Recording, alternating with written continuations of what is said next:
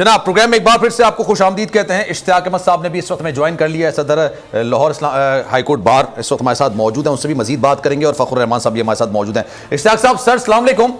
ये बताइएगा सर, अभी मुज़ाकरात तो चल रहे हैं, लेकिन अगर मैं इसका कानूनी पहलू आपसे पूछूंगा कि अगर 2 तारीख को मंगल के रोज तीसरा दौर होगा इस मुज़ाकरात का, और ये मुज़ाकरात लेट सपोज नाकाम हो जाते हैं, अभी तक तो फिलहाल ऐसी कोई चीज निकलकर सामने आई, तो 14 मई को पंजाब में इंतखाबात कराने सुप्रीम कोर्ट इस ऑर्डर पर अमल कैसे करवाएगी? देखिए, सुप्रीम कोर्ट का ऑर्डर तो इन फील्ड है, ना किसी पार्टी ने उसको चैलेंज किया। इम्प्लीमेंटेशन के अंदर इस वक्त पिटीशन मौजूद है। अब बात वहां पे आके खत्म होगी कि सुप्रीम कोर्ट ने 187 के अंदर उसके पास इख्तियार मौजूद है कि वो कोई भी ऑर्डर कर सकती है, लेकिन जो ऑर्डर उन्होंने ऑलरेडी किया हुआ है उसको वेरी करना या चेंज करना जो है वो इन हालात में पॉसिबल नहीं है। ये पॉजिटिव मूव है। मैं तो हमेशा इस बात पे एग्री किया है मैंने कि मुल्क के मामलात जो हैं सियासतदानों ने अगर हल करने हैं, जो कि वो हल करते हुए नजर नहीं आते, वो तो अपनी अना को तस्कीन देने के लिए या अपने मफादात को प्रोटेक्ट करने के लिए बैठे हैं, तो वो तो इस बात को हमेशा सुप्रीम कोर्ट आपने चैलेंज का जिक्र किया कि चैलेंज किसी ने नहीं किया, लेकिन पार्लियामेंट में जो इजलास चलते रहे उन्होंने ये बात बोली कि हम मुस्तरद करते हैं। नहीं, वो गलत है, वो नहीं कर सकते, वो बिल्कुल अनकॉन्स्टिट्यूशनल है। वो उनका ये करारदाद पास करना, उनकी ये कैबिनेट से करारदाद पास करना, उनका कैबिनेट के अंदर ये सारी तकारीर करना, ये सारा का सारा सियासी अखंड है। ये इसको मैं नहीं समझता कि कोई कानूनी जवाज और कानूनी पहलू बचता है कि वो उस ऑर्डर से फरार इख्तियार कर सकें।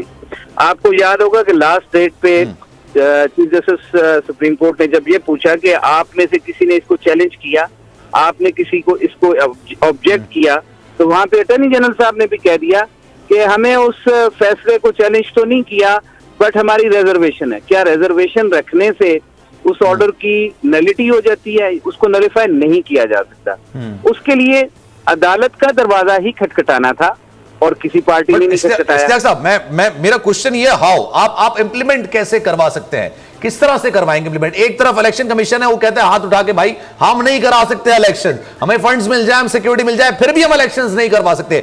हुकूमत ये कहती है कि हम फरहम नहीं करेंगे। मेक नो मिस्टेक, अगर हम आपको पैसे प्रोवाइड कर दें, आप इस तरह ही नहीं सोचें, ये बात फ्लोर ऑफ द हाउस में कही जाती है, तो फिर इंप्लीमेंटेशन कैसे होगी? सर, मैं आपसे ये जानना चाह रहा हूं। मैं यही अर्ज कर रहा हूं कि सुप्रीम कोर्ट के पास इख्तियार है, प्रोसेस सारा कंप्लीट हो चुका है, बैलेट पेपर्स जो हैं वो सिर्फ छपने हैं, और उन बैलेट पेपर्स को छपने के लिए टाइम जो है वो इतना रिक्वायर्ड है क्योंकि अभी 14 मई तक मैनेज हो सकता है।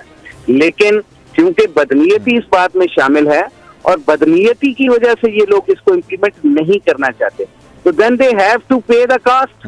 अगर वो नहीं कर सकते तो then they would have to face the consequences, penal consequences जो लॉ में दिए गए। ये कॉन्सिक्वेंसेस और कॉस्ट क्या हो सकती है?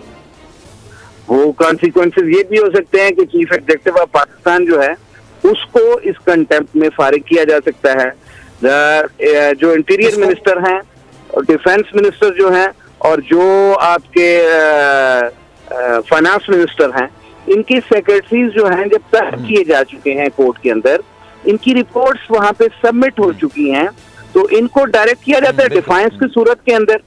ऑलरेडी डायरेक्शन भी मौजूद है, उसकी डिफाइंस की सूरत में इनको फारिग किया जा सकता है।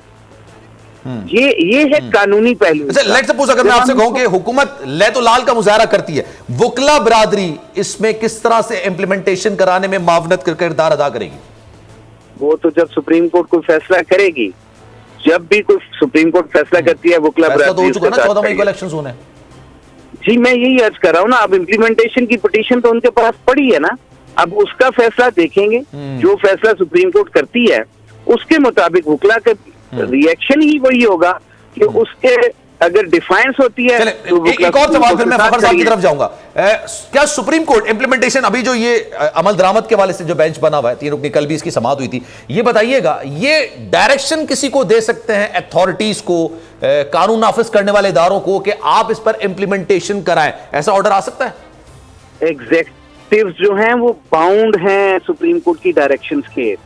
ये डिफाइंस 189 के तहत और 190 के तहत अगर डिफाइंस होती है तो फिर उसके, तो यही मैं कह रहा हूँ ना कि किसी भी कानून नाफिज करने वाले इदारे को सुप्रीम कोर्ट डायरेक्ट कर सकती है कि वो देखें, जब इशू बना सुप्रीम कोर्ट का तो रेंजर्स तलब की सुप्रीम कोर्ट के अंदर, वहां पे बिल्कुल डायरेक्शन दी जा सकती है कि ये कोर्ट का लेजिटिमेट ऑर्डर है, इसको कंप्लाई विद किया जाए।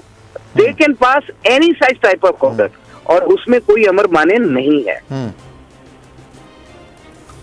तो अगर कोई नहीं फैसला फखर साहब, आप एग्री करते हैं तमाम चीजों से कि जनाब ये इम्प्लीमेंटेशन इसी तरह से करवाई जाएगी और इसी तरह से होगी?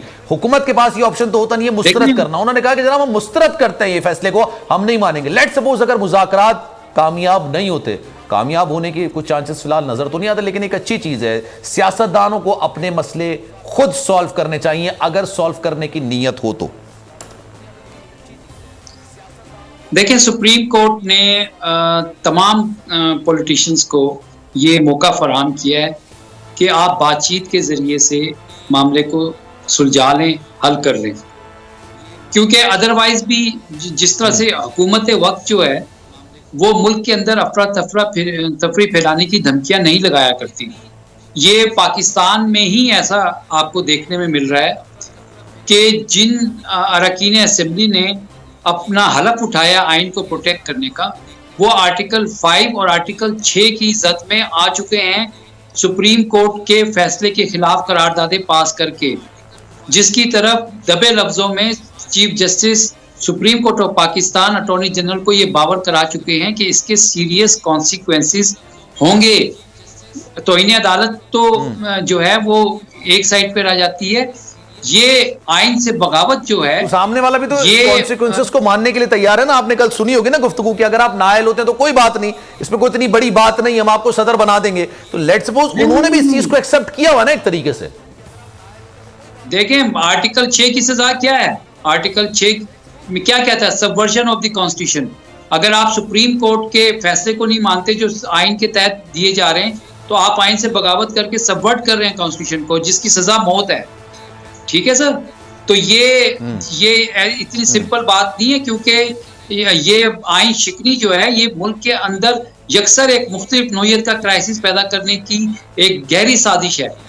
आप ये इस वक्त इसको समझ नहीं रहे। मैंने इसीलिए कहा था कि 97 में जब सुप्रीम कोर्ट पे हमला हुआ था और मैं वहां पे मौजूद था, उससे बड़ा क्राइसिस इस वक्त पाकिस्तान में आ चुके हैं। मईशत आपकी डूब चुकी है। वो अवाम जो है मामला था 58 का मामला जो गया था सुप्रीम कोर्ट में, सज्जाद अली शाह साहब की जो अदालत थी। नहीं जी, वो सज्जाद अली शाह साहब की जो अदालत थी 5 रुकनी बेंच की, वो तो उस वक्त वजीर आजम नवाज शरीफ थे, उनके खिलाफ तौहीन अदालत की कार्रवाई कर रही थी और फर्द जुर्म आयद होना था जब सुप्रीम कोर्ट पे हमला कर दिया गया था। उनके मुखालिफ जो जजेस थे, उन्होंने सदर के आर्टिकल 58(2)(b) के जो इख्तियारात थे असेंबली को तहरीर करने की, उसको सस्पेंड कर दिया था। एनी केस, ये तो 25-26 साल पुरानी बात है जो मैं आपके साथ शेयर कर रहा हूँ, लेकिन मैं आपको ये बता रहा हूँ कि पूरी कौम की नजरें सुप्रीम कोर्ट पर लगी हैं। सुप्रीम कोर्ट ने एक लैक्सिटी शो की है, लेकिन सुप्रीम कोर्ट ने जो आइन के तहत अपना फैसला दिया है उसके अंदर वो रद्द बदल नहीं कर सकती, क्योंकि दैट मीन्स कि या आपने पहले फैसला गलत दिया या सही दिया था।